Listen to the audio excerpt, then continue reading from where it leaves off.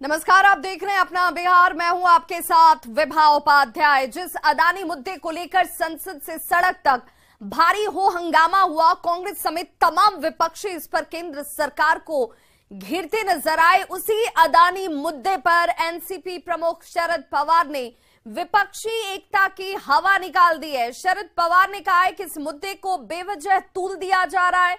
उन्होंने इस पर जेपीसी की मांग को भी गैर जरूरी करार दिया और कहा कि ऐसे राजनीतिक मुद्दों की वजह से विपक्ष का ध्यान जनता के जरूरी मुद्दों की ओर से हट रहा है, इन मुद्दों पर नहीं जा रहा जो कि जनता से जुड़े हुए मुद्दे हैं।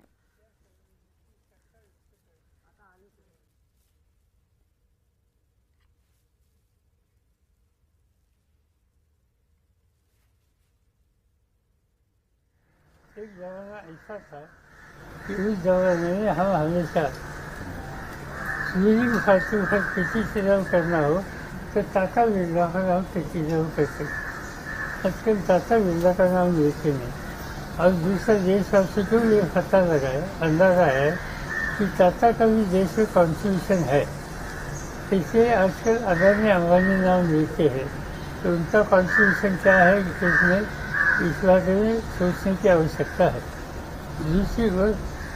दूसरी बात, आज मुझे लगता है कि हमारे सामने दूसरे इश्यू ज़्यादा इम्पोर्टेंट है। एक अनएम्प्लॉयमेंट, दूसरा प्राइस राइज और तीसरा फार्मर किसानों की समस्या। ये तीन मेजर इशू आज देश के सभी लोगों के सामने है। इस बारे में अपोजिशन के नाते से हमें ध्यान देना पड़ेगा, हम देंगे। और इससे ज़्यादा इस इशू पर कोई बोलने की आवश्यकता है ऐसे मुझे लगता है। मेरा इतना ही कहना है कि जेपीसी की जो बात हमारे सब अपोजिशन के साथियों ने की, ये बात सच है। हमारे पार्टी के भी प्रतिनिधि उस मीटिंग के थे, ये भी बात सच है।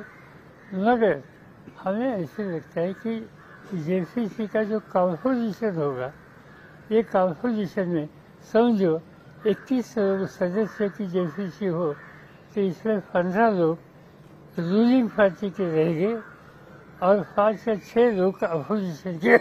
तो जहाँ ओवरवेलमिंग मेजॉरिटी रूलिंग पार्टी की है, वहाँ देश के सामने सच्चाई क्या है वो कहाँ तक आएगी, इस बारे में कोई भी आशंका पैदा कर सकता है। और इसलिए हमारा कहना ये है कि इससे दूसरा एक अल्टरनेटिव सुप्रीम कोर्ट ने दिया है, वो खुद कमिटी अपॉइंट करना चाहते हैं कि उन्होंने, तो शायद इसकी क्रेडिबिलिटी वो ज़्यादा रहेगी। तो हिंडनबर्ग को लेकर आपकी राय क्या है? हमें ये मालूम नहीं है हिंडनबर्ग क्या है, और जब तक कोई एक मेजर स्टेटमेंट करता है देश के बारे में तो करने वाला इसकी क्रेडिबिलिटी, इसकी बैकग्राउंड ये जानकर ही मेरे जैसे आदमी ने रिएक्ट होना चाहिए। इसलिए मैं इससे ज़्यादा रिएक्ट नहीं करूँगा। सर, कल आपने काफ़ी डिटेल में अपोजिशन यूनिटी पे चर्चा की, लेकिन जब आपका ये एक अलग मत सामने आता है, जब आप अडानी की तारीफ करते हुए नजर आते हैं, तो क्या अपोजिशन यूनिटी की बात तो हुई कर। सर, आपने कहा कि ये अगर बिजली बनाते हैं तो इनकी ज़रूरत है, अगर ये अच्छा काम करते हैं, बिजली बनाते हैं, महाराष्ट्र का बिजली का सप्लाई वहाँ से होता है, तो महाराष्ट्र की फायदे की बात नहीं, जो है वो है। सर, अपोजिशन यूनिटी का सवाल क्या इस पर खड़ा नहीं? बिजली बनती है, इससे अपोजिशन यूनिटी खड़ा हो जाएगी। कांग्रेस ने अपनी भूमिका अलग दी थी, बाद में अडानी पर राहुल गांधी ने अलग बयान दिया था, बाद में आपका जो बयान आता है दोनों के अपोजिट एक बयान आता है, तो इसको लेकर बातचीत नहीं। बात मेरा बयान क्या है मैंने आपके सामने रखा, और एक बार रखने के बाद बार बार वही सवाल का कि सर 2024 के चुनाव के लिए विपक्षी एकता पे इससे फर्क पड़ेगा, इस बात की भी चर्चा अब शुरू हो गई कि आपने जो कहा बाकी पार्टियों से सहमत नहीं थी, हमने देखा पार्लियामेंट भी 15 दिन तक चल नहीं पाया था, तो आपका जो विषय है बाकी लोगों से अलग जा रहा है, तो विपक्षी एकता पे बड़ा आघात है ऐसा माना जा रहा है। कौन कहता है मुझे मालूम नहीं, मगर जो मैं बोलता हूँ इनमें से कुछ इशू पर विपक्ष के मीटिंग में मैंने मेरी राय रखी थी। और आइए जरा इस खबर के माने को समझते हैं। विपक्ष ने अदानी मुद्दे को जोर शोर से उठाया है। राहुल गांधी ने अदानी मुद्दे को खूब उठाया। पीएम मोदी पर अदानी मुद्दे को लेकर के लगातार सवाल उठाए जाते रहे और पीएम मोदी पर अदानी को बचाने का आरोप तक लगाया गया। तेजस्वी पवार ने इस मुद्दे को उठाया, वहीं विपक्ष ने सड़क से लेकर सदन तक खूब हो हंगामा इस मुद्दे पर किया है। हंगामे के चलते संसद की कार्रवाई कई बार बाधित हुई। संसद में विपक्ष ने अदानी पर जेपीसी की मांग की, वहीं शरद पवार ने अदानी पर सियासत को गलत बता दिया है। अदानी के योगदान पर विचार करने की उन्होंने नसीहत दी। टाटा और बिरला के मुद्दे को याद करने की नसीहत भी दी गई। शरद पवार ने जेपीसी की मांग को भी गलत बताया। शरद पवार ने जनता के मुद्दे उठाने की मांग की है। उन्होंने कहा कि जनता के मुद्दे उठाइए। बेरोजगारी मुद्दा है जनता से जुड़ा हुआ, महंगाई, किसानों के मुद्दे उठाने की जरूरत है।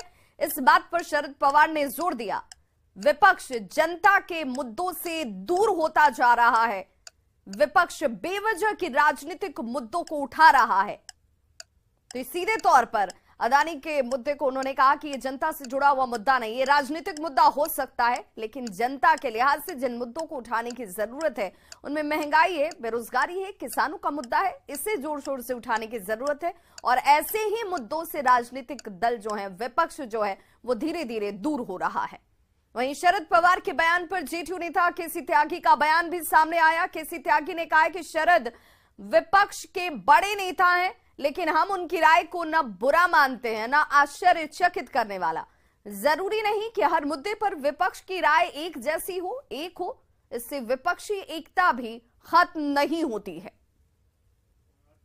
विपक्ष के और देश के बड़े नेताओं में से एक हैं और हम लोगों के मन में उनके लिए बहुत सम्मान रहता है, लेकिन इस प्रश्न पर उनकी राय अगर और 19 राजनीतिक दलों से भिन्न है, ना तो इसको हम बुरा मानते हैं, ना इस पर आश्चर्यचकित हो। चूंकि जो विपक्ष की एकता के प्रयास अब हो रहे हैं, उसमें सारे के सारे सवालों पर संपूर्ण विपक्ष की एक जैसी राय हो, ये जरूरी नहीं। 19 दलों की राय एक है, लिहाजा एक प्रश्न पर भिन्न राय रखने से विपक्षी एकता खंडित होती है। मैं इससे सहमत नहीं।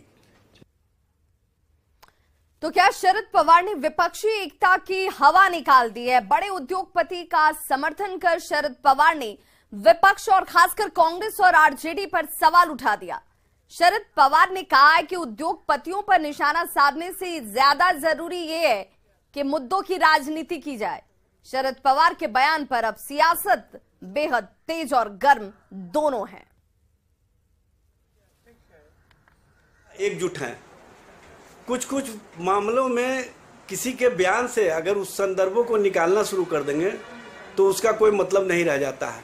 शरद पवार जी की सोच है कि किसी भी स्थिति या परिस्थिति में देश के अंदर जो भारतीय जनता पार्टी है और भारतीय जनता पार्टी की जो राजनीति है उसको रोकने की आवश्यकता। और आज शरद पवार जी ने जो बयान दिया है वो विपक्षी एकता की हवा निकाल दी है। जो कांग्रेस लोकसभा को बाधित करते रहा जेपीसी के डिमांड को लेकर करके, उसी जेपीसी के डिमांड का शरद पवार जी ने विरोध किया है। शरद पवार जी एक बड़े नेता हैं, उनके बयान पर टीका टिप्पणी करने का हमारा कोई अधिकार नहीं है, मगर कुछ बातें तो स्पष्ट है कि अडानी समूह पर जो हिडनबर्ग द्वारा आरोप लगाए हैं